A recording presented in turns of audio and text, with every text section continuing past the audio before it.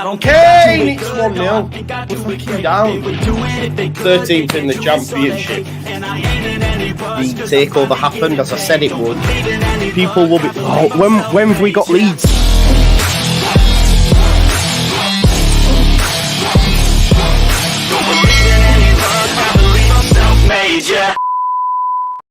Now then, people, welcome back to the Just Joe football show. And thankfully, my mic is on today.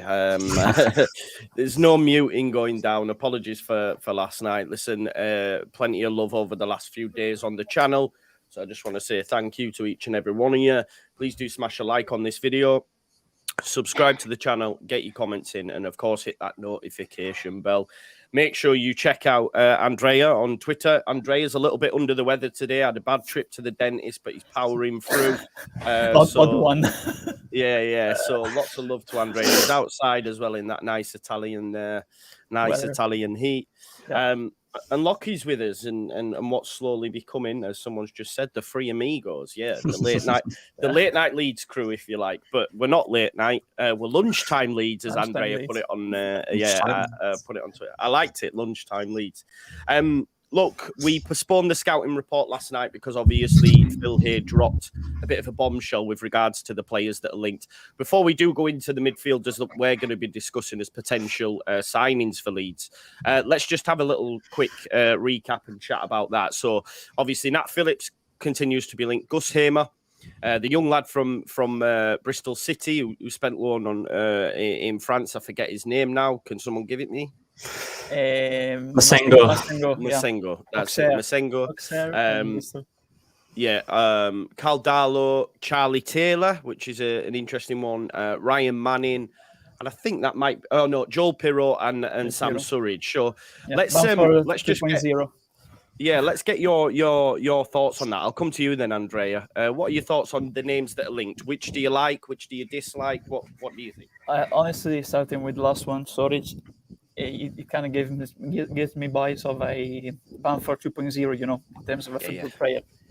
He didn't do bad in the championship with Forest when he moved there from. Doesn't score goals though, does he? Score, yeah, exactly. He scored some goals, but he's not a prolific goal scorer, of course. So it'll be if they sign him a squad player, assistant player, surely not a starter. Hopefully, of course, Pirlo. Not Pyro, no party. I think it will be a good fit. Honestly, he's on the list for the strikers that we will talk about in the next videos. So I really like him because he's tall, he's strong, but versatile too. I think it will be a good fit. Of course, we need to rival Leicester on that. Charlie Taylor, of course, I think he will be a good player, but we need to know how the reception will be, of course, because on the way left we talked about it yesterday actually, but about that it needs to be sorted out if it was really him with his agent behind him or it was part of the fall to Monk. Manning, we talked about him, so I like him honestly.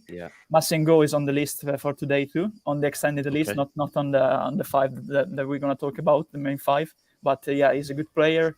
I like how he possesses the ball, how he is honestly, that's another talking point, you know, Taylor and Mount. Masengo, I like him honestly because he's a pivotal player, playing from the back. I think he didn't do bad in Ligue 1 with Auxerre.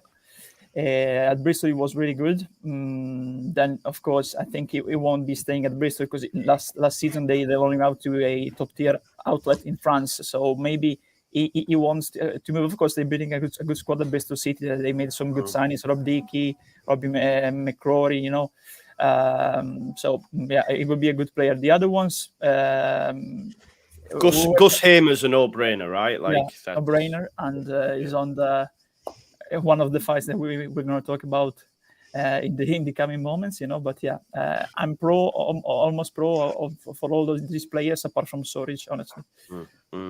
Yeah, no, I tend to agree with you, mate. To be honest, I think they're championship players that can can definitely, be in a squad that would get us promoters. Lockie, football's fickle, right? Charlie Taylor, I want him, I don't mind him. Second choice to Ryan Manning, of course, but Ryan Manning will probably have a lot of suitors.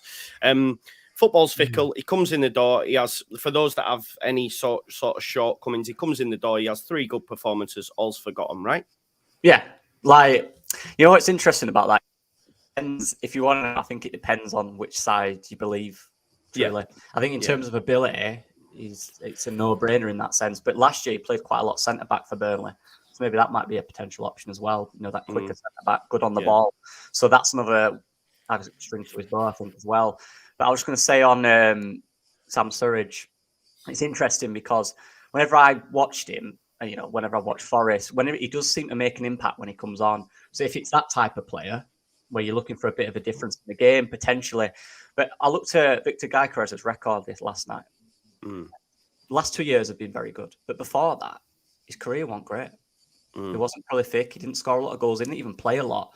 So maybe it's about a system thing. Maybe it's Fark saying this guy will work for me. I don't know, but on the face of it, I agree. Yeah, it's not prolific, and we need that. But if he's used in a different way, there's potential. And obviously with the other guys, Hamer and Pirro, and Masengo, who is on my list, who I'm going to speak about. I think they're no-brainers. I think they're the ones you have to go for. I think they're the statements.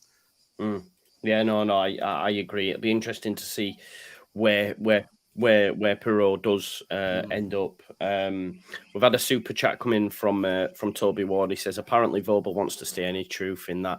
Listen, I seen I seen a tweet from Irish Leeds, and I don't know if it's just build on the back of that. There's not been any confirmed reports, but I think I do think that the club want him to stay.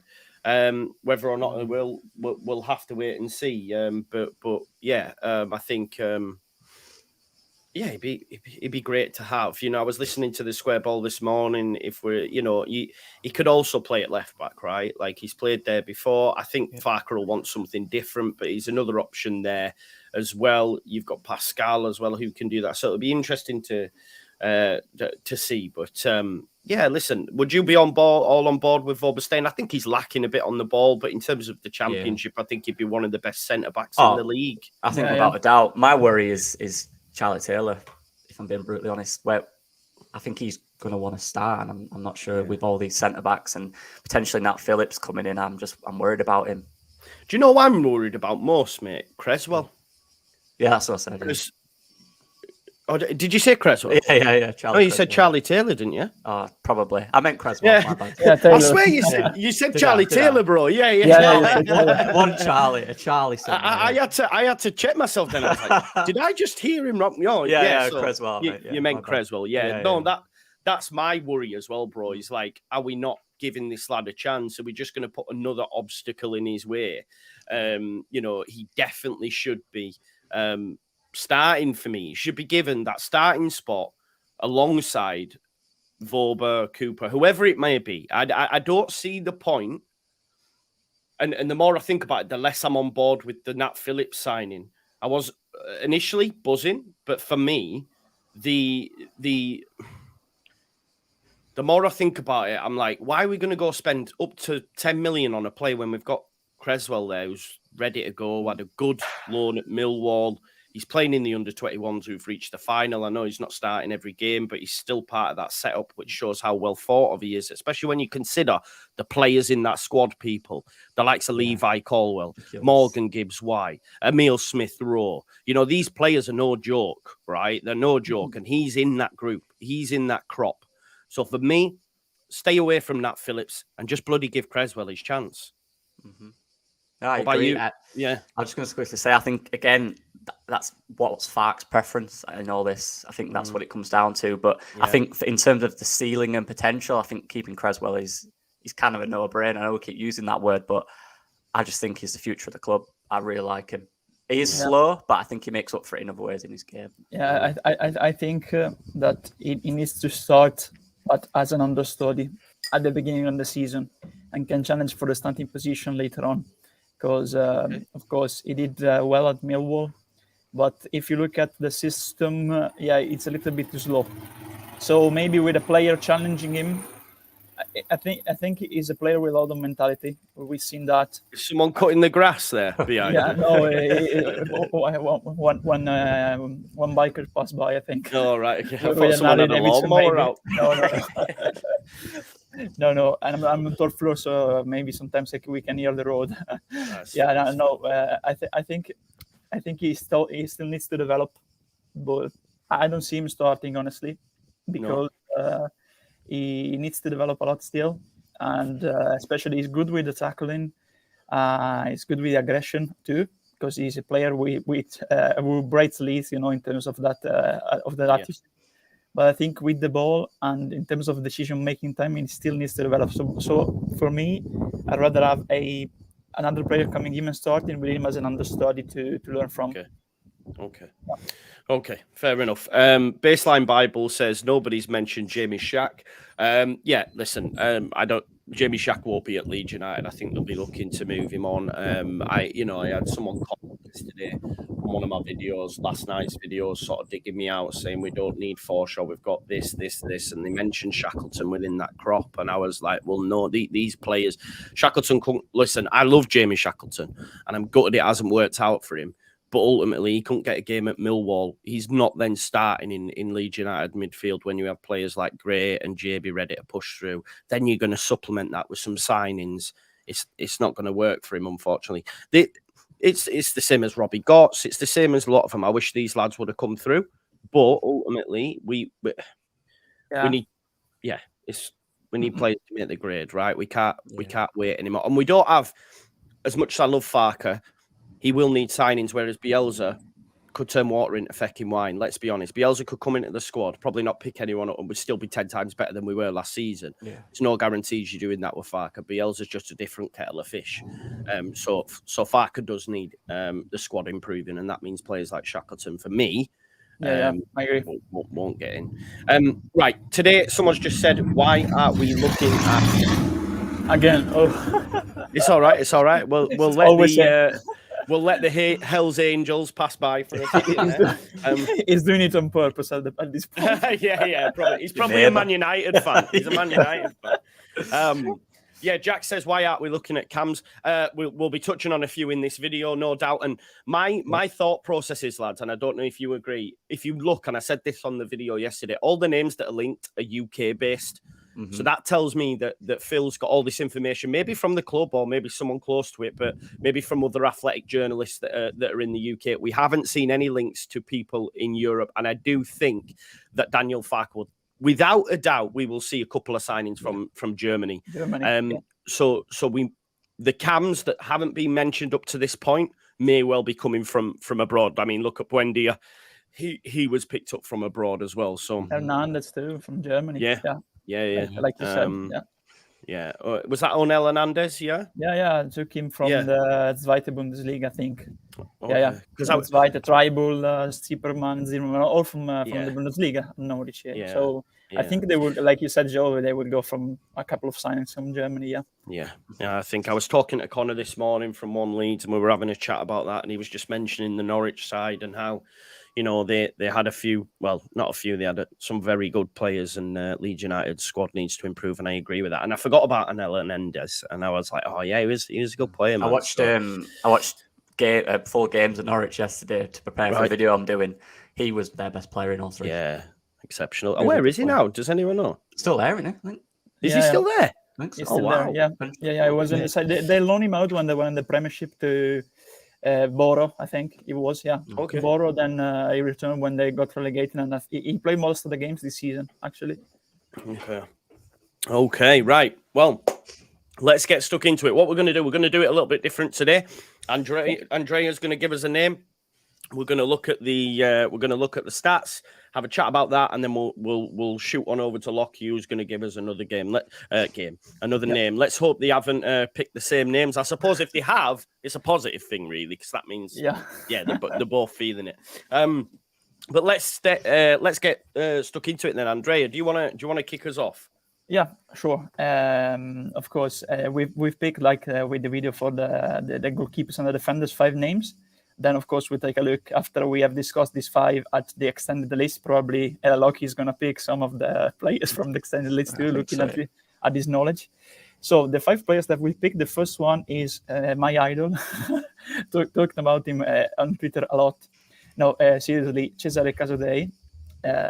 You are going to have to spell this for me while I get his information up. Yeah, Cesare, C-E-S. Is this his last name? No. Give me his last name. Give me his last name.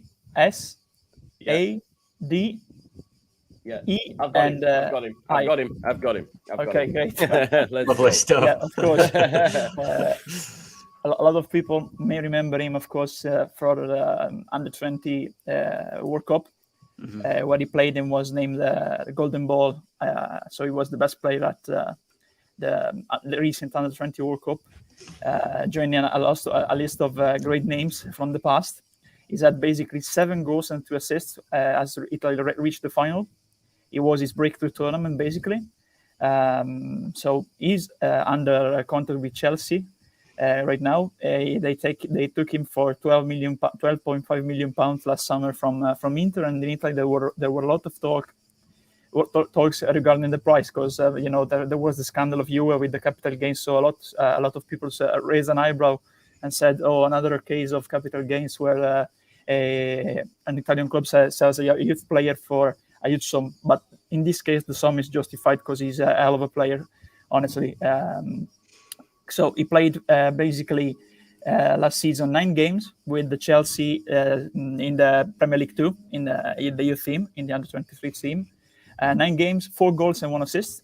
Then on January moved to Reading. Of course, difficult environment, because of course they had problems not related to the pitch side performances too, but regarding the clubs too, and they were relegated to League One, and now they have a lot of penalties from the EFL. And when he was at Reading, he played basically 18 games there at Reading. And if you look at the player, I really like him because he's a versatile player. He's a complete player because he's versatile. He's tall because he's actually 6'1", and he can play with the ball, especially despite me. He's taking a piss at this point. I've never heard Andrea use a profanity. I love that, mate. You should just do the thing of Fafangula. So it's the third time. He's just targeting me at this point. No, is it the same person? Yeah, it's the same person. And apart from that, sometimes in the evening, at night, at 1 a.m. in the night, so 1 a.m. he does that. Wakes up all the neighbors. It's unbelievable. So returning to Casadei, he's a complete player, like we see from the stats. Look at the aerials won, 92%. He's a player that he's good on the defensive end. He's very good on tackling, but he's very composed with the ball. He uses to recover the ball and uses the spaces in front of him very well. So he's a box-to-box midfielder. He has a great physique because he's very powerful with his body too. So he wins a lot of tackles too. If you see also the blocks, 96%, 58% of tackles. He has a good. Looking at the stats, of course, at Reading, you see it seems like he doesn't have a good shooting technique. But if you look at the under-20 World Cup with Italy, looking at the midfielder, he scores 7 goals, and he's good off the ball too because he follows the play, and he does often when the ball is on the wings, central runs. He scores some headers at the World Cup too. And when he was with Inter, actually, the youth team called Primavera in Italy, it's like Premier League 2. When he was with Inter, basically, he had a great season. He scored 14 goals and 4 assists in 30 games as a midfielder. So that's a lot. And I really like him because he can play in various positions. Like I said, he's got pace, recovers the ball, leads the counter-attacks. That's the thing that I didn't say previously. And you know what? In terms of recovery of the ball, when he does that and starts to lead the build-up, it reminds me a little bit of Calvin, honestly, in that specific point when he recovers the ball and restarts the action. But I think he's a very complete player, still young because he's 20 years old. So of course there'll be competition because it's rumored that his preferred choice will be on loan, of course, from Chelsea to go to another Premier League club or in Serie A. But I think he's a player that he plays better in the English game, in English system, not in Serie A, because Serie A is a little more narrow in terms of tactics. So if you see when you read Fabrizio's tweet, 4 loan proposals, of course. Yeah, I was going to say, Southampton, Leicester, probably. Do you think we're potentially one of them clubs that might have put a loan in for him? Yeah, I think so, because as I said, he's a versatile player, so he can play deeper, can play as a midfielder. He's box to box, so he covers a lot of ground too. And for a tall player like him, that's a lot. That's a lot. It's like one of the older. Of the old game midfielders in the English game, when before the rhythm sped up, it's a box-to-box midfielder, and I really like that type of player, I remember you mentioning him a few times, and we spoke about him. And then, like you say, a moment maybe a couple of days later, Fabrizio Romano put out that tweet, didn't he, saying that it looks like they want Premier League or City A. But I guess it all depends on whether or not they get them loans, because it's clear, like Fabrizio said, they've already got 4 proposals from clubs in the Championship. If they don't get them loans, maybe they will, send him back out. And if they do send him back out, it won't be to a Reading. It'll be to a team that is at the top end of the Championship. And Leeds United, they do fit that mould. Paul Jones says, "Hello, Joe. Looking at the 3 of you, it's like looking at Pookie, Arteta, and Grealish." I was thinking more Pookie, Harvey Elliott. Pascal Strauch and Harvey Elliott. That's probably more like it. I get called Aronson, so I'll take that. I think it's the hair, isn't it, mate? I think, definitely Harvey Elliott, actually. Man. I mean, that wouldn't be a bad 5-a-side team, would it? Harvey Elliott, Strauch at the back, and me putting in the goals as Pookie. Yeah, that's decent. You know what I mean? It'd be decent. I have some dizziness right now, but returning to what you said, Joe. I think the path he has to follow at Chelsea is like the path that Conor Gallagher followed when he played with Charlton, Swans in the Championship, then moved to West Brom and Crystal Palace, and then straight into the team at Chelsea. So I think he should follow a similar path, and it would be best for his career. You look at how it turned out for Conor Gallagher. So I think that is the path, the clear path for him, honestly. Yeah. Amir comes with a counter narrative. He says, "Why would we want a 20-year-old loanee? It takes away minutes from our highly talented midfielders and doesn't solve the problem of bringing proven senior heads." I think, when it's players of this caliber, they can't be passed up. I think that's the key point. You've just to look at every team that does well in this division, Leeds aside. Well, no, I say that because we did bring in Ben White. But the majority of teams that do well use the loan market to the best of their ability. Massive. How many times, Lockie, have we seen clubs like Sheffield United, other clubs take loans from places like Chelsea, from City, from Man United? Looking at Burnley, how were Bellis at centre back quality? Big reason they went up. Teller from Southampton. The kid Matheson as well. They put Matheson from Chelsea. Looking at Sheffield United with McAtee, once you get the top tier loans, of course, you have to start. Yeah. Those that are showing that top tier potential at Premier League 2, but not quite ready for first team football in the Premier League, right? You've just to look, man. If you have a look at some of the loans in the Championship, there's been some exceptional players that have played in the Championship on loan, man. Yeah, absolutely. Harvey Barnes too at WBA. I think I've seen the current England squad. 70% of them played in the Championship. Something like that. So Casadei. Mark my words. In a year or two, he will be in the Italian national team squad. Yeah. So exactly. 100%. So that's, if there's an option to loan him, you bring him in, don't you? You definitely do. Right. Okay. So that's Casadei.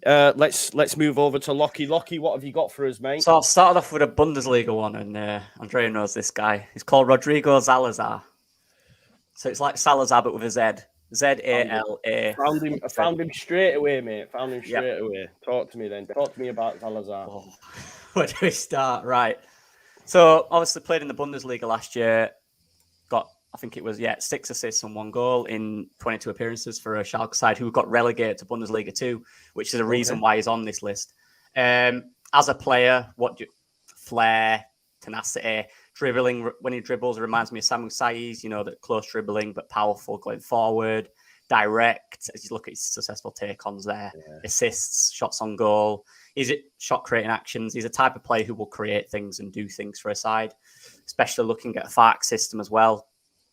See that just to jump in as well. When you look at similar players across the league, Morgan Gibbs-White and Buemo, that's it. Yeah, you know what I mean. That's the type. That's of no profile. joke, is it? Yeah, no, exactly. No. And again, and one thing about him, he can play attacking midfield, he can play centre mid, he can play on the wing. He's very versatile. And one thing I did want to mention, which I know a lot of you guys will like, he got his national debut last month under Marcelo Bielsa.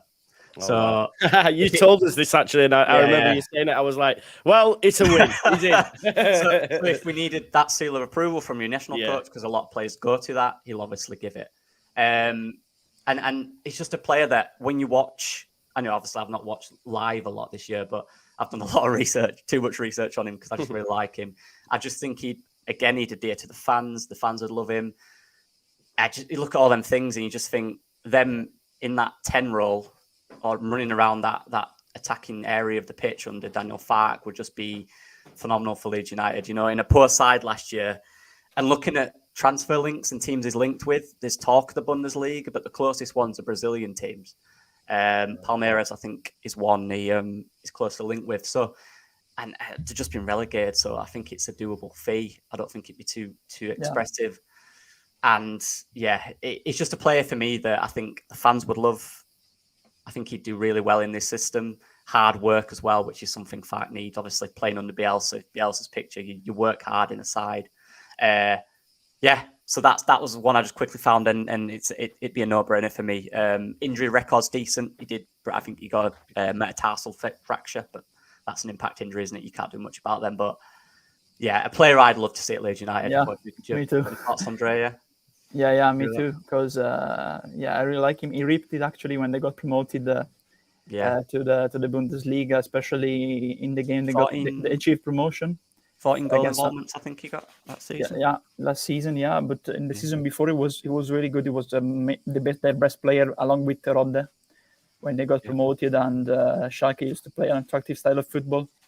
When they got promoted this season, they didn't invest in the team properly and they got relegated. So, like you said, I think he will be available, especially if there's competition for a Brazilian club. The current market value for millions, it will be a no-brainer, honestly. Absolutely. Absolutely. Yeah, like I said, obviously, it's everything combined, isn't it? And you look at the off-the-ball stuff is important in a FARC system. And if he's playing under Marcelo Bielsa and he's picked him over some top Uruguayan players, by the way, there's clearly that aspect of hard work that will really work for Leeds as well. Yeah, definitely. No, he looks very exciting, as I say. And what were your thoughts on it, Andrea? I do apologise, actually. Before you do, something's just been delivered, you see. So I didn't want the dogs chewing it. Is it a new strike? Did the biker deliver that to you? Yeah, exactly. No, it's actually a big shout out, Tash from All Leeds TV. She started doing her own Leeds United merch, and she sent me this lovely T-shirt, nice. Which is Bleed Leeds. So, folks, if you haven't already, I'll get the link and put it in the chat. But she's doing some really cool merch, and that's just arrived today. I will have it on in a future video, but I think this is the Bleed Leeds what T-shirt she's done. So, I will check that. I did get a large. I think I should have got a medium, to be honest. It's but lovely shirt, lovely quality, and I'll have that on the next stream, folks. So I just thought I'd put that in there. I'm just having a look at the Zalazar news just to see if there's any great name as well. It is, isn't it? Salazar's littering. Yeah. Someone said he sounds like a Harry Potter villain with a name. Yeah. Salazar's littering. What's this here? So there doesn't seem to be any sort of there's one or two with Palmeiras, but I don't know if it's big. That's what I mean. He seems to be available as well. He seems to be on the market. for me, it's one of them. And obviously that German link, I'm sure Fark is aware of him, if anything, so he'll definitely be on the radar, I'd imagine. Hopefully. It's quite interesting. There's a story here.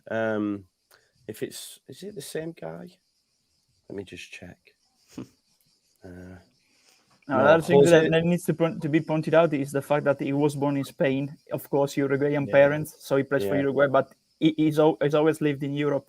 So would he like to go to South America to play football? Honestly, I think he played well in the Bundesliga too, in a relegated side. So I think he will prefer to stay in Europe, Yeah, no, for sure. Hopefully that's a deal. I was having a look, and there's a guy by the name of Jose Luis Zalazar. Isn't not the same guy, nah? No. Jose Luis, a Malaga Mundi kid that was linked to Liverpool back in 2015. But Take him again. I don't know if it's. I found Jose Zalazar born in 1963, retired in 1999, which is his father actually. Right, okay. Oh wow. They have to clarify as well. He's 23 years old, so he's fairly young, good age. Yeah. For me, the type of player he is as well. The fans would love him. Direct, runs with the ball, creates chances. Yeah, cool. Great name then. So we've got Zalazar and Casadei, who I think both would just take the midfield to another level for sure. And are both gettable by, well, maybe not Casadei as such because they want him to go higher up, but it definitely sounds like Zalazar is. I'll come back to you then, Andrea. What name have we got? Okay, this one may cause some dissent because. I know that when he played for Sheffield United, he was unrated. Ethan Ampadu, of course, is off the radars from 2 seasons now. For 2 seasons now, since he moved to Italy. Of course, 22 years old, so still young. He started as very. Is he still only 22? I was wondering that. Really? Wow. Yeah, because it feels like he's been around forever, doesn't it? Yeah, because he got his first call-up under Wales 16 when he was 16, and he played his first game for Chelsea when he was 17 when he transferred from Exeter.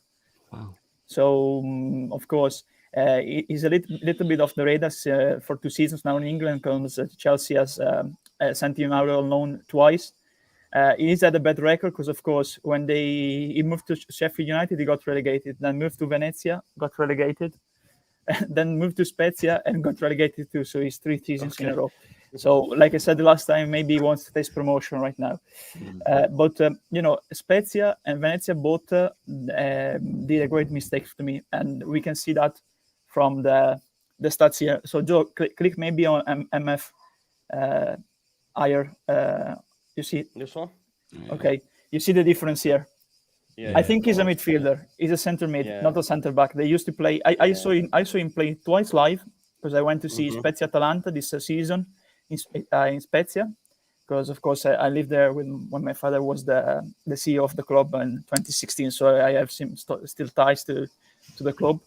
And I saw the relegation playoff live here in my hometown because they played here against Verona when Ampadu scored actually in both games.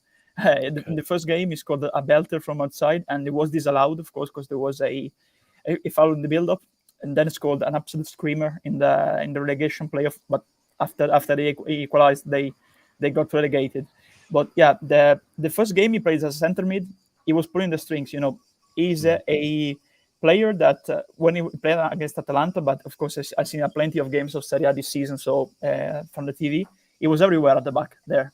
In front of the defense, it was, recovering the ball, very quick to dispose with the ball when he played in midfield, and he made a good use of spaces, especially because he used to carry the ball, then pass it to the wings or to the striker. He was good with that. He used to play 2 or 3 touches at least, then attack the space when he was a centre mid, and it was good. Especially I remember against Verona, there was a situation where he was in midfield. He had 2 players from Verona coming to him, and he passed in the middle between them. And so I really like him as a centre back because he doesn't have a good vision, of course. He like we see here from the stats, but he's good on the defensive end. He uses the spaces well. He's quick to dispose of the ball, so he speeds up the play, the build-up. Spezia used to play him as a centre back, especially under Semplici when he became the manager. as a centre back, he's terrible. I don't think he's a centre back, especially looking at his height. He's 6 foot 0 inches, 1.82 meters of height. But he's not the centre back. Absolutely. And we see that, especially when you look at the difference between the stats as a midfielder on FBref and the stats he has as a centre back. So, especially another point that I've written in my notes is out of contract next summer. Okay. So it might be available for a lower fee. And I think if you look at how he plays with Wales, when he plays as a centre mid, it's good and it suits the system under our page. So if you look at our system, he can be a good player because he can treat the ball with his feet. He doesn't have a good vision, but when it comes to speed up the play and accelerate the build-up, he's really good in that, and he's really good on the defensive end. And that's something that we've missed a lot in the last few seasons. So and this is quite good, isn't it? Though the versatility of Ampadu as well. If there are injuries, etc., he can move about the pitch. Yeah, and 43 Welsh appearances in first team at 22 is brilliant as well. Yeah, it is. Yeah, for sure, it definitely is. 43 caps for Wales too. Yeah, I've had a look at. Just searched his name on the web 3 weeks ago. It says forgotten Chelsea star tipped to be given a new role by Pochettino. I find that I can't see that happening. 1 day ago, Udinese consider pros and cons of signing Ampadu. Have you seen it like that over in Italy? Yeah, one, but I don't think it's a serious interest at this point. So I think he'll honestly want to get back to the UK because in Italy for 2 seasons in a row they've played him as a centre back. I don't think he likes to play as a centre back. Okay. So especially Udinese has a lot of good centre backs this season. Samardzic is the better one, and is rumored to move to Inter. So maybe that's why there's rumors. Because of course, if Samardzic leaves, that they need to bring in another centre mid. But yeah, I don't think. I think he'll look to return to England. Honestly, be the best option for him after they played for 2 seasons in a row in a role that it doesn't suit him in my point of view. Before we just move on, Jim Howson says, "Wait, Andrea's father was the CEO of Spezia. Do you want to just we've spoke about this before, haven't we?" Yeah, in 2005, 2006, I lived for a while there when I was 10 years old, and there was they were in the 3rd year, and the first season they moved there because he was the CEO at Sarremese previously in the 3rd year. So he moved to Spezia. They got promoted, and after 55 years of waiting, to Serie B, to the 2nd tier. And in that league, they had clubs like when they got promoted, Salernitana, Genoa, Novara. They had a very good season back then because the togetherness in the squad was brilliant. That's why I fell in love with football. They beat Genoa 2-0 at home, and Genoa was at the stellar squad. But then after that, he stayed in next season, 2006-2007, when they won the relegation playoff against Verona. Again, that time they won. This time Spezia lost. They won 2-0 at home. Goal from Guri do Prado. He played at Southampton in the next years. Then after that he decided to leave the club because he wasn't on the same line with the ownership, and he sensed that the things behind the scene weren't going good. So he didn't like how the things were handled by other club officials. So he left, and it was right because the next season after he left, they folded because of mismanagement from other club officials. Yeah. Oh, cool. And you've worked in football a little bit yourself, haven't you? Media and stuff like that. Yeah, because I was the head of social media at Reggiana, my local club. Yeah. Right. Just a bit of breaking news before we go to Lockie. Leeds Live are reporting that Max Fober has told Leeds United he wants to stay. This is from Leeds Live. So I'll just quickly share that. I'd imagine there's got to be a little bit of weight because I can't imagine Berham would have reported it otherwise. But it does say, although like every player in the squad, if a large acceptable offer comes in for Fober, the club won't refuse. However, the Austrian has made it clear that he is happy to stay and fight for Leeds' return to the Premier League after arriving at Ellen Road in January, which is good, right? Music to our ears, right? 100%. I'm very happy with that. I don't think an offer will came, honestly, because he played for Ajax and Sevilla, and he downgraded to RB Salzburg, then moved to England right now. So I don't think that'd be offers, honestly. And Leeds United as well. Leeds United have confirmed, well, not officially confirmed, but it's been reported on Sky that Leeds United have agreed a deal worth 200,000 to sign Aberdeen youngster Lewis Pirrie. Okay, so that's got the agreement. He's an exceptional talent that quite a lot of clubs were after. It looks like Leeds have won the race to get him. I'm just actually looking here on my notifications, and the Championship's starting to get into full swing. We're seeing Stoke signing players now. Amid Diallo might be going on loan to Southampton. I know we were linked briefly. So Championship's starting to make moves in terms of signings. So hopefully Leeds United get their arse into gear next week as well, which I think will happen. Jamie says, Graham Smith just said nothing imminent for approval from the EFL. Does this affect signing? I think ultimately, like with Daniel Farke, we had to go to Andrea Radrizzani, didn't we? So at the end of the day, if we are close to getting in the deals and there is going to be an issue getting them over the line, I think Andrea Radrizzani will just have to sign on the dotted line, won't he? So we're going to have to keep him in good spirits as a football club until that EFL gets... stop sending him abuse on Twitter. I was going to say, I'll stop saying get in the bin. I'll be like, thank you, Andrea, for everything. you know what he's doing right now? He's acting as a temporary director of football at Sampdoria, who is negotiating his transfers. Oh, is he? Oh, wow. Okay. Yep. Well, we'll see how that goes. Until they find one, Right, okay. Back over to you then, Lockie. Who's your midfielder? So this one is... I imagine quite a wild card and a bit controversial, but this is Max Meyer. Okay. Meyer. Max used to Meyer. play at Palace, didn't he? Palace, Schalke, He was and the reason flawed, wasn't he? He was, and the reason it's controversial is because he did have a fall off. So basically, I'll go a bit of his history. He broke through at Schalke at 17 years old, which is extremely young. People like Klopp, who was at Dortmund at the time, was saying he's going to be one of the next big things. People compared him to Messi in the German Messi. Like, the hype on this guy when he was 17, 18, 19 was like astronomical. That's a hard word to say. But basically, as you can see there, you look at 14, 15, 16 seasons. This is at like 20, 21 years old. He was tearing up the Bundesliga. He was doing really well. Now, what happened was he played on the wing at this time, mainly. And they brought through Leroy Sané. And he was preferred.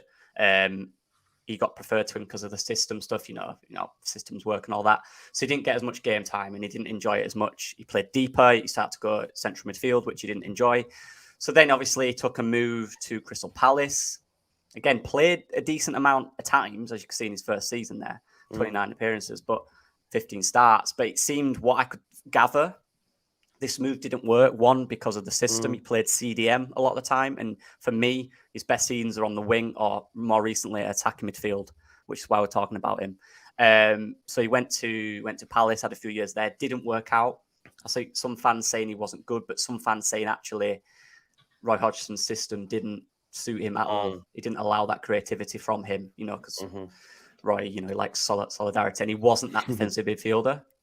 So he used to be a winger or attacking midfielder, and he played there quite a lot. And so he didn't affect games in the way which he can. And then obviously he went last 2 years after that were very rogue. He went a lot of places. Again, didn't quite settle. But what I liked last year, he went to Switzerland. He played for I don't know how to pronounce it, Luzern. And what he actually did, he played 29 games in the season. He started off almost all of them. And he had a good season. He had a very good season. He found his feet, but more vitally, he played attacking midfield. Now, again, I know that the whole metric of it's not a great league, but where did we get Willie Gnonto from?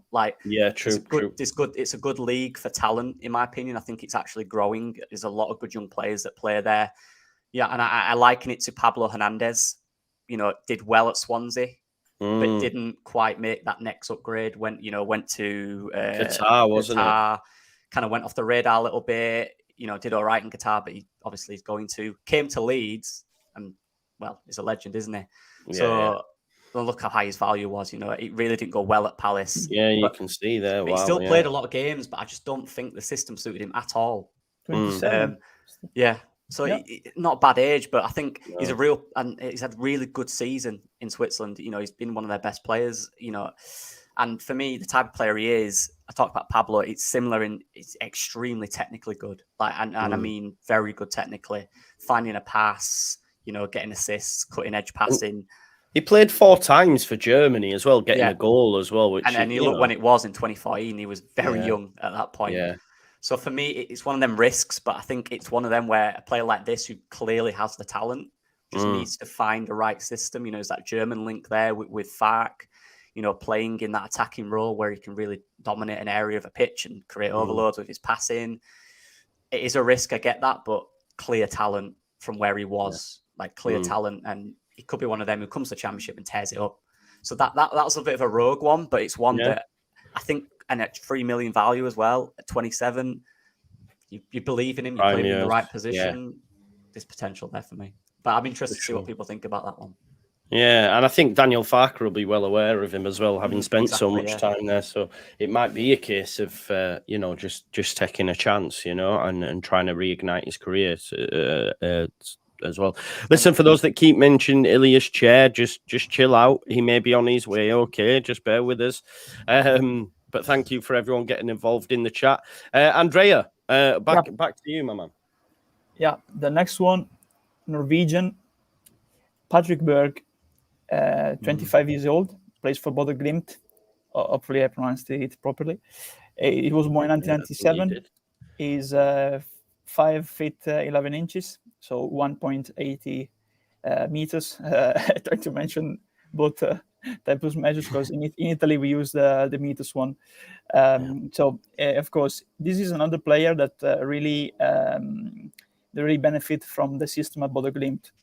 And the Knudsen is like one of his Praetorians, one of the loyal soldiers to the emperor in ancient Rome. And a bit like Click and Bielsa, yeah? Is that what we're saying? Yeah, exactly. Because if you look at his career, he moved in 2021 to Lens in France. But it didn't work out for him because he was a little bit homesick and then returned to Bodø Glimt. You see there, he moved to...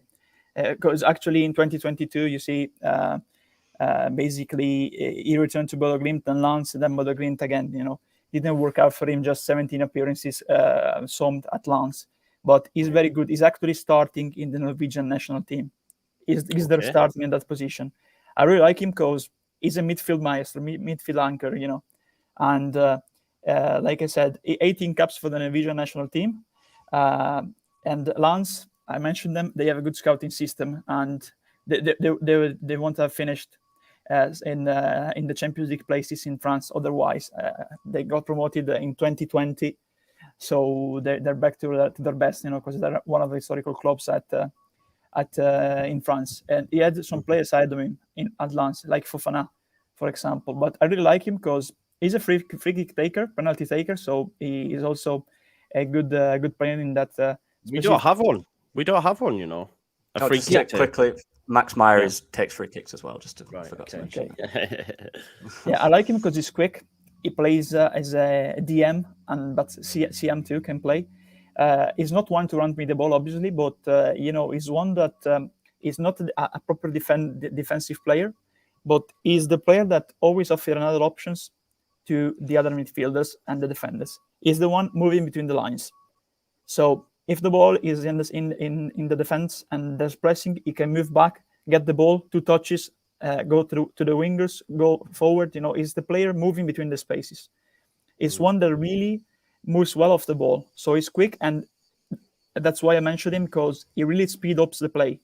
He's crucial with the build-up.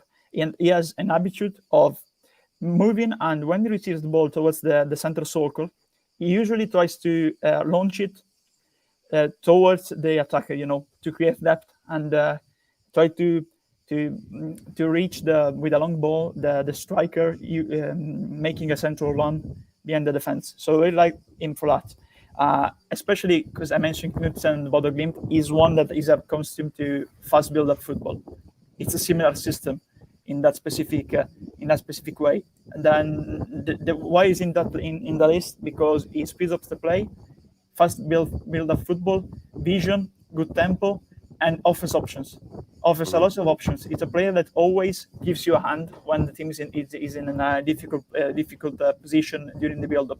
If it gets stuck, he offers an option. That's why I mentioned him. So the only problem is he has a contract in 2027. But looking at the caliber of the player, I think it should be a no-brainer in that term. It's similar to Ampadu in a certain way, but Ampadu is more defensive, and he doesn't have that vision. Berg is a midfield maestro. He's a player that we're lacking since Calvin Phillips left. He's not that physical, but he's one moving and putting the thing. If I like to make a comparison, Lewis Cook, for example. I love Lewis Cook, by the way. I love Lewis Cook. What a player. Just looking as well, Andrea, I'm just seeing here, like in the past, before he moved to Lens, he was linked to Celtic, he was linked to Ajax, and chose Lens over them. So clearly, he's well thought of. And it sounds like one that would definitely be of interest for sure. Maybe I guess the only misgivings you can have is that it didn't work out for him at Lens. Do you know what I mean? And he spent the most of his time in the Norwegian Super League. But who knows? I think what's important as well, like someone mentioned, he gets in the Norway setup over Sander Berg, and if you ask a lot of Leeds fans, they jump at the chance to sign Sander Berg. So I guess that's something definitely worth looking at for sure. Come on then, Lockie. Who are we up to next? Well, I just messaged Andrea on Twitter. Is sharing your 5? Let me see on Twitter. Yeah, I messaged you. I asked you. Is Elias Chair in your 5? No. Right. We'll get on with that. Yeah, Elias Chair is my next one. Just want to make sure we both did say him. Yeah, I think this is the one a lot of people talk about for obvious reasons. I think we can all speak about him, can't we? Like, clearly a very good player. Last season was very good at QPR in a fairly poor side. Look at his numbers there, assists, expected assists, shot creating actions, passes attempted, progressive carries, another thing under Fark. I think what I've seen, I'm watching whenever he's on Sky Sports when I'm at home, he's their player. It was kind of our Pablo Hernandez, that type of player who will get the ball and drive with the ball. Yeah, he can play attacking midfield or midfield. Yeah, look at from midfield though. In terms that's really impressive. Exactly. In terms of statement, in terms of you're serious about going to the Premier League, you need 2 or 3 of these guys, and I think Elias Chair for that 10 role under Daniel Fark would be phenomenal. My only slight worry with Chair is I'm not sure about his off the ball stuff, because again it's about systems and playing QPR. I think they didn't have a lot of possession, did they? So that would be a worry. But in terms of the player and the talent and the raw stats, I think he'd be brilliant for Leeds. And a real statement. I've heard him mentioned a few times by a number of people. Again, I think there'll be a lot of people who will want Elias Chair, I'd imagine. Do you think you would that include Premier League? Do you think potentially? I think potentially. Burnley. I think players teams like Burnley, maybe that have just gone up Sheffield United. Maybe potentially if they don't keep McAtee, that's an option for them. But yeah, I think, if you're going with an aggressive bid, a project for him, I trust him. I think he's a type of player who can just turn a team around, if I'm being honest. Yeah. According to Transfermarkt as well, he's valued at around about £10 million. So it would be probably a little bit of a hefty outlay. Yeah. But go on, Andrea, what was you going to say? No, I was going to say that looking at QPR, it reminded me of one of their past players, Tyaron Cherry, if you remember him. Yes. With that style of play, yeah. Very good player, yeah. Yeah, and he's quite versatile as well. He can play attacking midfield, left wing, right wing. Yeah, he's a player that a lot of people in the chat would definitely want. He's a known quantity. He's done it in the Championship. Imagine what you could do with a top squad around him as well. It's frightening, isn't it? But yeah, would be more expensive than a lot of these other options. Is my only downside to that, I think. Yeah.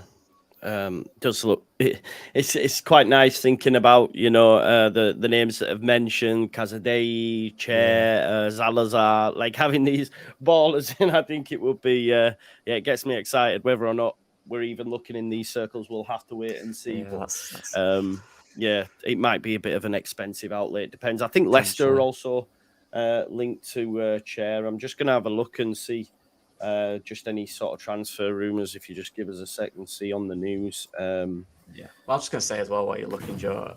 Even if there's more than one player in that position. That's why we're doing this list. It's obvious, right? There's more than one number 10. There's more than one player that will work in this system. So if we don't get that target, you might not even be on Leeds. They might not want him. In fact, might be interested. So, but obviously, it's a talented player.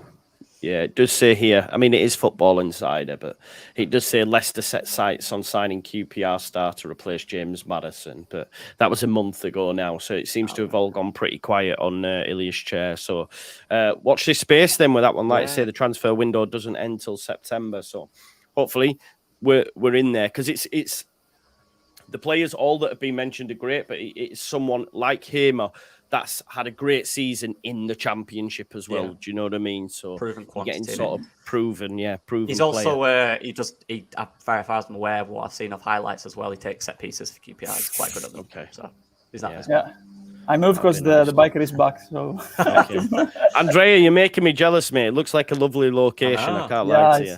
It's where I grew up actually, because my grandmother used to live in one of those houses. So we returned out in this place like 4 years ago. In the same neighborhood, nice. It's very nice. It's much better than where I live in Sunderland, I tell you that much. Right, let's move on. How many have we got left, lads? 2 for me. Two for me and 2 for Loki, I think. Yeah, just some wild cards that we'll just talk. Yeah, just name them. Go ahead then, Andrea. Who's your next pick? Go next to you, him with the chant they use for him. He's Brazilian. He only cost $1 million. We think he's fucking brilliant. Gustavo Hamer, of course, one of the other. I imagine a lot were waiting for this one in the chat. Usually talked about, in the Championship especially. And 26 years old. There's a lot of talk about him. Yeah, not better than Harry Winks though. Not better than Harry Winks apparently. Yeah, shout out to the Leicester fans. Very different, rivals. Type of player from very different type of player from Harry Winks, especially because he can play, of course, as a defensive midfielder, but especially as an attacking midfielder too. Because I think he's an all-round player, versatile, goes between the spaces too, like I said with Berg, but he's more offensive minded, and we've seen that especially in the playoffs, with those 2 goals that he scored crucially, with the one when Guy Carres passed the ball to him in the final and he scored from outside. It was a really good finish. It's good with the 1 or 2, good with the recovery of the ball, 19 goal involvements this season, and 44 appearances, including the players, of course, 11 goals and 10 assists. So he's an all-around player. He's just 5'7", but that is a pro for me, because you don't find often players with that type of body, type of physique, playing that well, even deeper on the pitch. As all the midfielders, all defensive midfielders, but he's one that recovers the balls, read the counter-attack, passes between the spaces. He's good with the shooting technique too. So this will be clearly like Chair from QPR, one of these 2. I will prefer Hamer, honestly, because I think he's a proven player in the Championship. If you look at his numbers in the previous seasons too, when he moved to Coventry from Pect Zwolle, it was good, and in the previous seasons too, especially. It's not like a surprise, is it? Because even the season before, he got 13 goal involvements. Obviously, he's improved this season, but he's improved season on season, really. Do you know what I mean? So, exactly. He's getting better, right? Yeah, I really, really like him, honestly, because I really like players like that can speed up the build-up and can play to touch. Because, of course, Farke uses that type of football a lot and requires a lot of movement and passing. So I like players that can pass, that can shoot, that can play box to box, that can be versatile, adapted to as advanced midfielders, but also play as more deeper in the formation. So his stats are clearly amazing. If you see the shot creating actions, the assists, shots total, but also look at the blocks, 79%. And progressive carries too, 79, progressive passes, 87. Those are great stats, especially because a player is great, of course, if you look at the numbers, but we should look beyond the numbers always when we look about the player, and that specific stats about the passes too. This really shoot a team, because a player alone doesn't make a team, even if it's Cristiano Ronaldo or Messi. I think as well, like just looking at it, obviously he's got 2 years left on his deal. There is serious links there from Leeds. It's the first player out of this that we've seen, like, yes, this is a player Leeds United are interested in. Obviously, Phil told us that yesterday. I've looked at his valuation. He's about 8 million. It says it'll take a decent offer to get him out. And that's when you start, those that were like maybe discrediting the loan market. Can Leeds United really afford to go out and get Hamer and Elias Chair probably at 10 million a piece, there or thereabouts? Do you know what I mean? So it's like, it soon starts clocking up, doesn't it? Hamer's valued at 8. According to reports, as I've just been reading, they'll want decent money for him with only 2 years left, because they might just say, well, listen, we'll just run it down. We're not too fussed, kind of thing. A bit like we've seen with Gyökeres, who looks like he's on his way to Sporting, I think, isn't he? I think Lisbon, out of the two, if you could choose, boys, are you going Hamer or Chair? Hamer for me. It would, for me, depend on other signings we make. I think Chair's a bit more advanced potentially, but yeah, I'd want him. Yeah, it's phenomenal. It's phenomenal. Good stuff. Hopefully, over the coming days, I think we'll start to see action as early as next week. I do, because we've said, the club have said they want to be quick. All the reports are that they want to be quick. We're less than a month away now for to Cardiff games, so they have to start moving mad, and hopefully they will. Right, okay. Gus Hamer, I think, gets the seal of approval for most. Yeah. Go ahead, Lachlan. Who's your pick, man? So my second to last one is John Swift. Okay. Probably a name a lot of you are familiar with. Yeah. Of course, been around the Championship for a long time. I think he's been unlucky that he's not made that Premier League. I genuinely think in the right system is a player who can play in the Premier League for me. Yeah. But yeah, plays for West Brom. Solid player in the Championship for a lot of years, a lot of experience. Again, look at his stats. It's about progressive carries, ball retention, passes attempt. What he's really good at, John Swift, is picking that ball up in any area of the pitch and progressing it forward. He's phenomenally good at it. He's been good at that for a long time. I think he has been a bit unlucky. He's been linked to us a few times as well. Hasn't he? And every time, because he's a guy I played for England in the under-21s a long time ago, and when I watched it back then, and he played there, and I've always liked him since that. I've always kept like a close eye on his career, and for me, he's a player who would just bring balance in the tide. Really good midfield operator who's got a lot about his game. He can dribble, he can pass. He can progress the ball. He can score some goals. He can get assists. Is he a little cheaper potentially than Hamer? So if he was to go to the Premier League, I think John Swift for me would be my number one option for that midfield spot. I just think that 5 million according to this as well. Exactly, and proven for years in the Championship as well. And West Brom have money issues as well, don't they? We know. Yeah, they have to sell. So as you can see, we're talking about progression. I think genuinely in terms of suiting a system. Obviously, Cesare Hamer would be number one, but this guy for me suits it perfectly. I think his energy, his consistent performances week after week in the Championship, in fairly poor sides, apart from when Carlos came in, he's always done it. He's always been up there. He's always been a good player in the side. He might not be at Reading, didn't he? He always did. Yeah, and that's what I mean. For me, he was unlucky that he's never really had that. 24 goal involvements, bro, in a team that finished 21st. Exactly. And you look at, obviously the Reading one wasn't a great season. I think he played deeper, but season before that, 16 goal involvements as well. Yeah. It depends on where he plays, obviously, but the more advanced, the more freedom he's got. He's a phenomenal player that genuinely would be near top of the list for me. I've always liked him. Again, that word no-brainer, but if he's there, if he's available, I would 100% go for John Swift, Yeah, 100%. Nice and cheap as well. And I think even at West Brom, 15 goal involvements isn't bad for a team that Corberan picked up when they were in the relegation zone and, shot up to 9. So I think in a better side, going towards the top end, I think, like you say, it's a bit of a no-brainer. He's been linked in the past. just put the money down. I'd like to see him, and then maybe you can then go get a Chair or a Hamer. You know what I mean? If you're looking to spend only around about 5 million, if that really, because West Brom have financial issues. So definitely one to look at and would get most fans' seal of approval. What have we got from you, Andrea?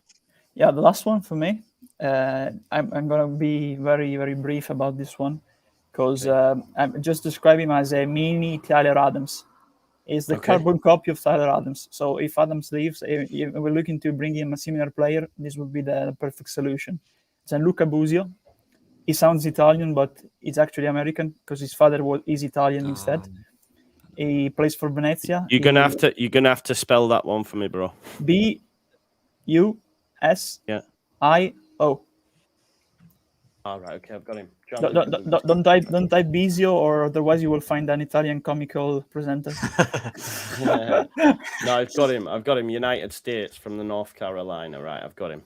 Yeah, because his father is Italian, so he played for Kansas City previously. Then was acquired from Venezia. They have an American ownership linked to their owner. Niederauer is linked to Wall Street. Basically, used to work at Wall Street.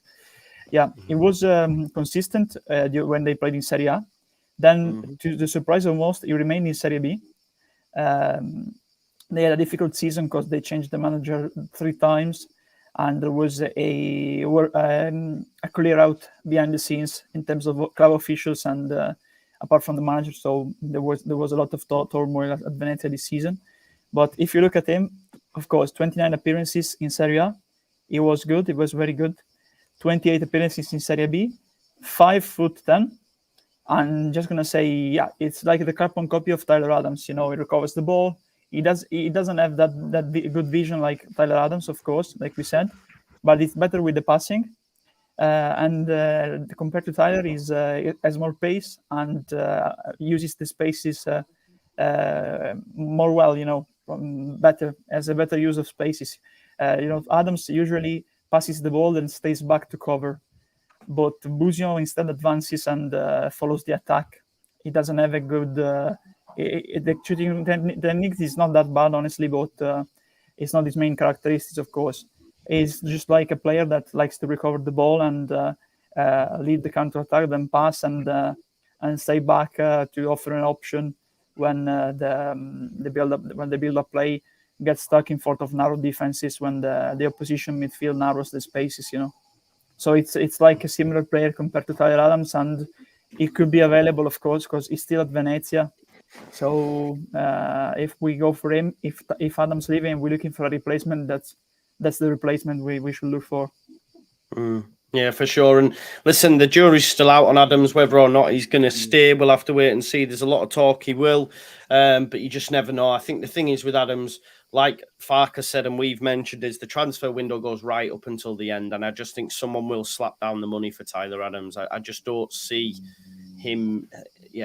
I don't see him being here past the window. I hope I'm wrong. But it's all good and well saying, yeah, I'll stay. But if Villa come knocking and say, right, there's 30 million and you know, Unai Emery's on the phone to him, he isn't staying in the Championship at Leeds. I'm not having it. So me too. Yeah, there's a potential replacement if indeed Tyler Adams does leave. We've got one more now to finish up with. Lockie, who's your man? Yep. So my number one is Manchester City under 21s, Oscar Bobb. Is it just genuinely Bob? Double B at the end. Double B, got him. Yeah, right. Okay. Bob the Builder. Yeah, literally, that is what he plays like. He's a brilliant. He's just right. I'll get into him. So basically, played in the Premier League 2 last year for Manchester City. 25 appearances, 6 goals, 16 assists.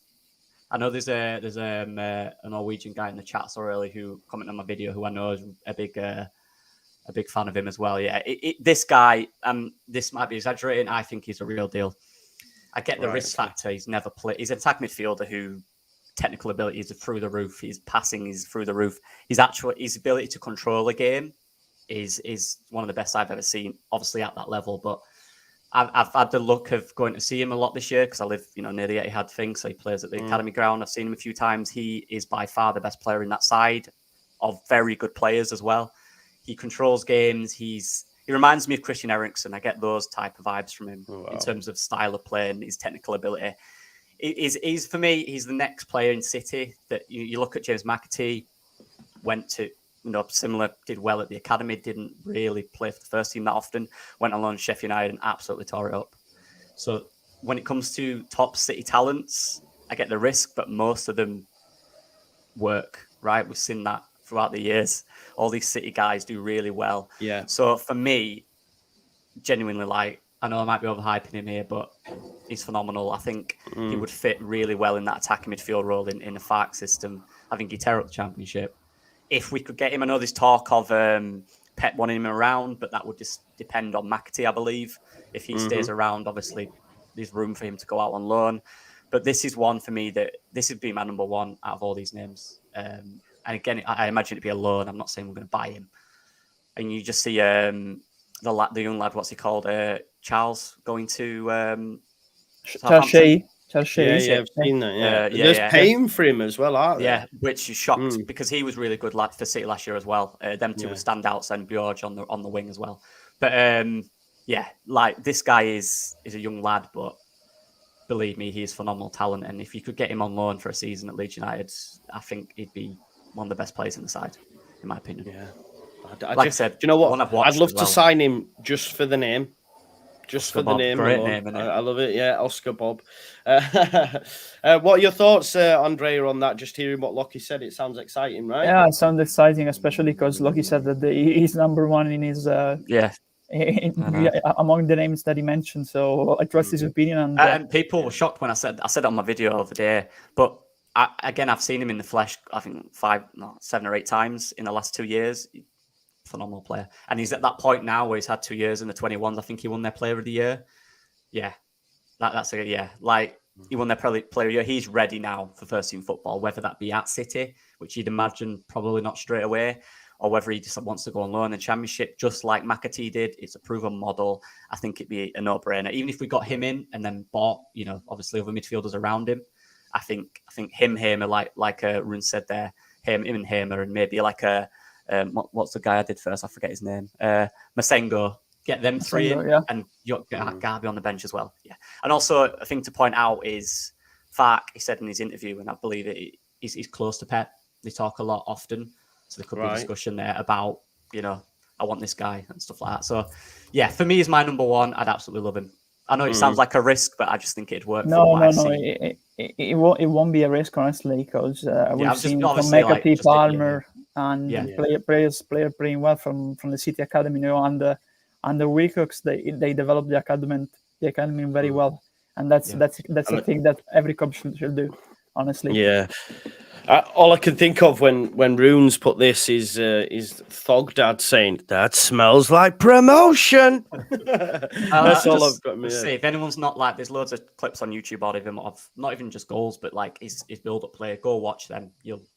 He's brilliant. He's the only thing that everybody will think about it, especially about this, is that the fact that that's the Leicester connection, So we need to rival them every time, because Maresca, of course, knows these players, having worked with them in the past, and they are building a very good team, the City group at Palermo too.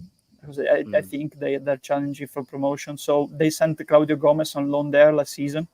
He used to play for Barnsley too. He was on loan at Barnsley. Yeah. So I think he should go on loan in the Championship. But if they want to get promotion from Serie B to Serie A2, maybe they will send some of the youngsters there too. That's the risk for me. That's a lot with Bobb is depending on obviously what happens with McAtee. He's great there, isn't it? Imagine the songs we could do with that as well. I think a lot's going to depend on what happens with McAtee, because I believe he's training with the first team and Pep wants to see what he's like. But if he wants to keep him, I imagine he'll be free for a loan move.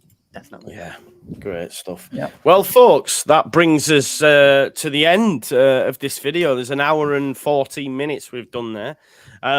Exceptional video again. Go on. Want me to read the list, the final list? Oh, go ahead, mate. Go ahead. Okay. Very, very quickly. The other names that, of course, we didn't talk about for me were Cole Palmer, loan from City, Buonanotte, loan for City. Cole Palmer. Federico Redondo, under 20 Argentinian international. Flynn Downs from West Ham. McAtee. Another considered as a backup, of course, Patino from Arsenal on loan. Alex Scott. Massengo. Luis Trevis from Blackburn. Dan Neil, Sunderland. Zian Fleming, advanced midfielder, Millwall. Malambi, talked about him previously. Ali McCann from Preston. As a backup in this case, Samis Modic from Blackburn. Callum Stiles, because he's back at Barnsley after he played for Millwall. Andras Schäfer, Union Berlin. Malik Tillman used to play at Rangers this season. I like James Sand too, as a midfielder, another centre-back, same case as Ampadu. Looking at the age, Kevin Campbell is a little bit stuck in Germany, so it might be available for an experience. Laszlo Benes from Hamburg. Jackson Irvine used to play for Hull City, now he's at St. Pauli. Max Riley for Celtic.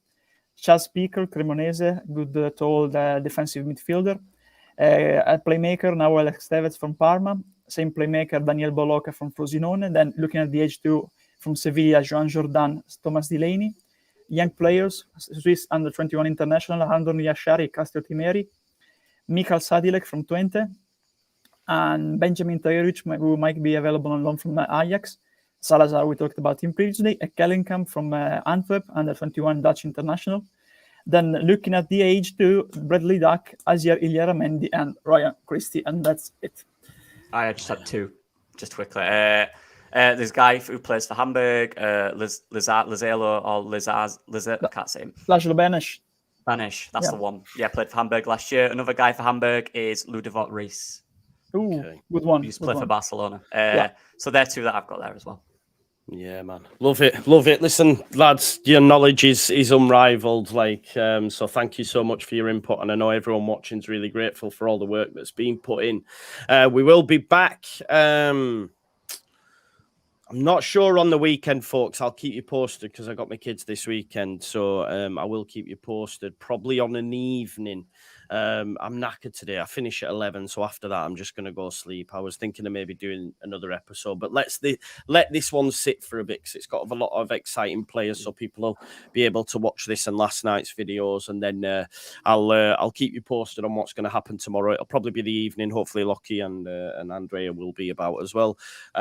Make sure you check out Lockie. Lockie, you mentioned a video on your channel. What I'm doing how Rutter is going to fit into a Daniel Farke system. That's my next video, where we'll play and how it'll fit in.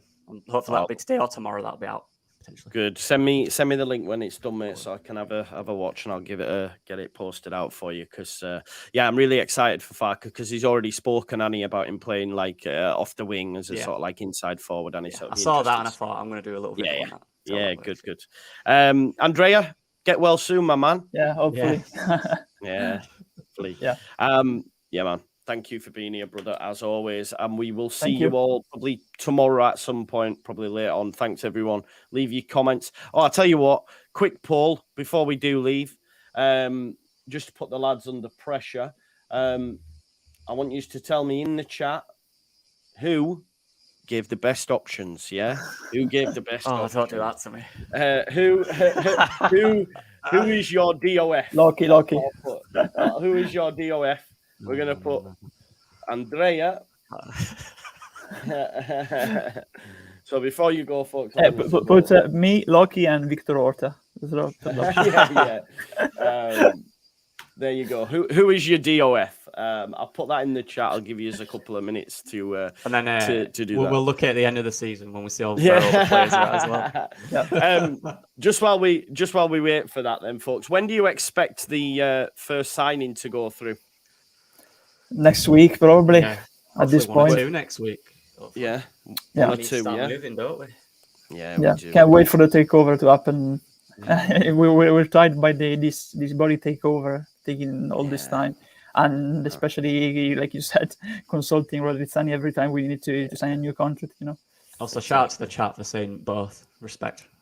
Yeah, both. Yeah. Oh, I should have put both as an option. Yeah, but then everyone would have gone for both, wouldn't they? Let's be honest. Right, so 61% have gone Andrea and Lockie. No, 60-40. I think that's fair. I think that's fair. I want to share the crown with Lockie. Yeah. Okay, we'll end the poll there then. We'll share the role as a CEO of this company. Yeah. I'll put you both on. I'll put you both on the books. Listen. Thanks everyone for watching. Make sure you check out Lockie's channel and also Andrea on Twitter. It's all love, and we'll see you all soon. Peace.